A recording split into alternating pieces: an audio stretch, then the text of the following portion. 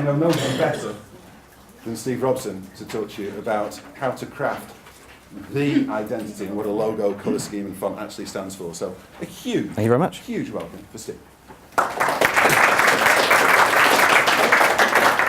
Thank you. First thing we're going to look at is everybody seems to know who they are as a person. You're all sat in this room, you all know who you are because you spend a long time trying to be who you are. As you've grown up and you've met different people, you've taken different attributes of their personality on board, and you now use them in your own day-to-day being. You've even probably got someone else's name on your underwear, which is just how far that goes. So, as I say, you spend a long time building your personality, thinking about your communication, all the different points, all your values, whether you're a nice person, how you want to come across. It takes a long time.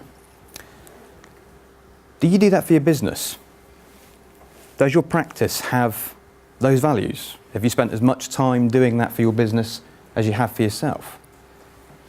One of the reasons that you do it for yourself so much is because of the law of attraction. You want to be liked. You want people to look at you and say, they are a good person. I like to be with them, I want them around me.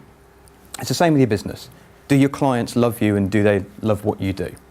Does it appeal? Does your practice and the brands you sell within that appeal to the people that are walking through the door? And that's the key here. Think about where you're situated, think about the different types of demographics you've got, the different types of traffic that come in.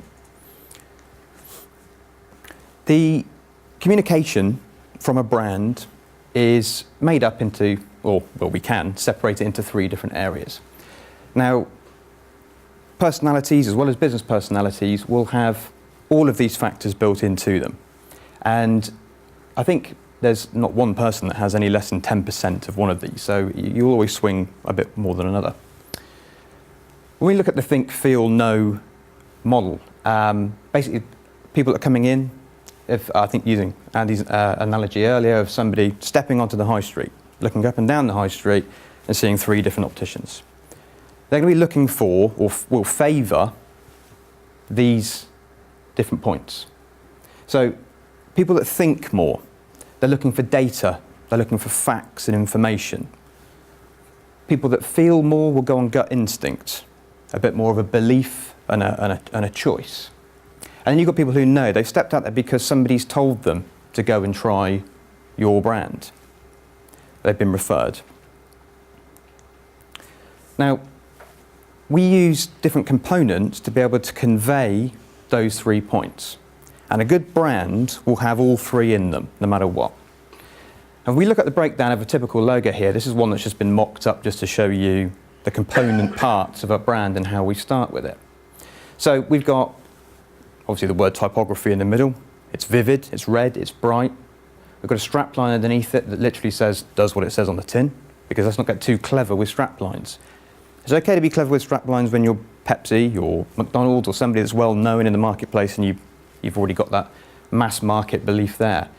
When nobody knows you, if you don't tell them what you do clearly and concisely, you'll lose them. It's as simple as that. And then you've got a symbol or a mark. And the symbol or the mark comes in later. Once somebody's been to you and they've understood what you do and what you sell and your customer service and all the values that you've got, when they leave there, they will know that the mark is a trusted brand to go back to and to refer their friends to. They will want to refer you. Colour gives you a good sense of feeling in the marketplace, depending where you are. And we use these component parts to build a brand that works for your clients. And that's one of the keys here. When Andy was going through the Grumpy Mule brand earlier, I could tell by in the room, some people were going, yeah, I don't like that. Some people, oh, I do like that. The Grumpy Mule brand isn't for everybody. It's for Andy. He bought into it. He liked it. They probably targeted Andy right, but it might not be for everybody. And it's the same with your stores. Who are your audience? What do they want? Not what you want, not what you like. And that's the difficulty. You might want to build a practice that's very plush, has high-level components, good attributes, and then you're selling frames for £29. What I'm going to do is just show you how we can take another mock brand. We've generated a brand here called Clear Eye Care. And I'm going to show you different types of positioning against the UVPs that Andy was talking about earlier. So, what we've got here is 3 UVPs: reflect health, show value, and stand out. And don't forget, this is clear eye care. At the moment, we don't have an established marketplace. We're showing you 3 different executions here of how this brand can be perceived for its audience. So at the moment, we're looking at the top one, reflect health. So what do we know about health? Trusted symbols, hearts, cross. We've looked at positive and negative formats of them. Now, when we go through this exercise normally with our clients, we do 10, 12 of these. But for the purpose of this, there's just a few there to show. Show value. There's typical fonts in the marketplace, typographical fonts that get used, and they're used on a subliminal level. Tesco are using the top one, for example, on the side of it as a secondary font to their main one. On the sides of their lorries, you might have seen it, you shop, we drop, that sort of thing. And then we've got our strapline here that basically takes elements from our UVP because it's simple, it's easy. So we've got value health. We look at colour. And don't forget, we're looking at showing value here and we're looking at standing out.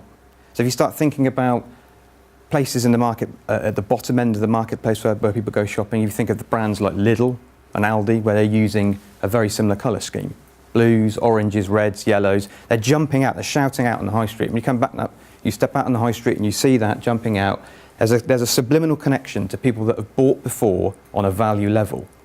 And there's all sorts of different information coming in from that identity when they step out and do that.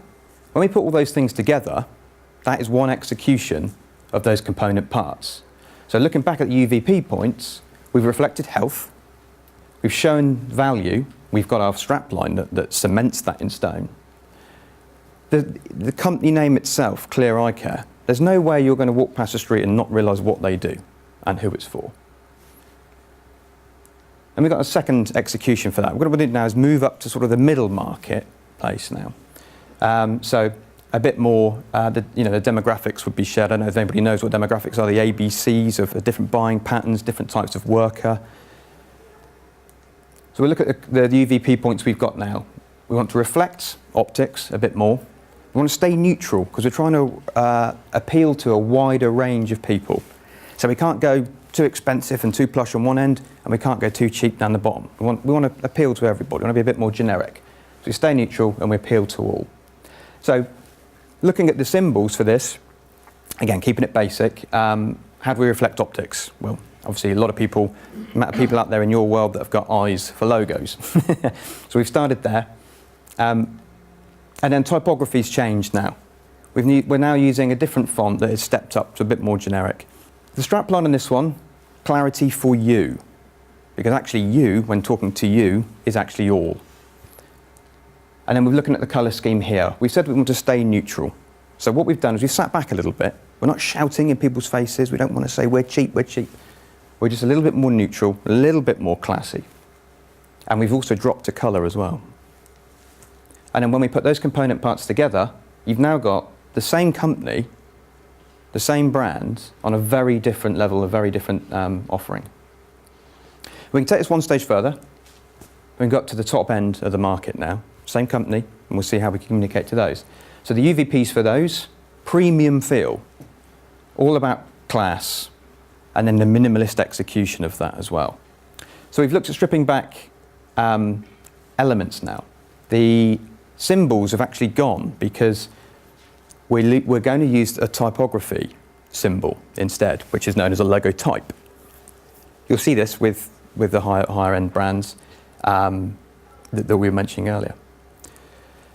We're now looking at very plush fonts. The top one is a font that's actually 200 years old and it's been revised. It used to be used in stone masonry.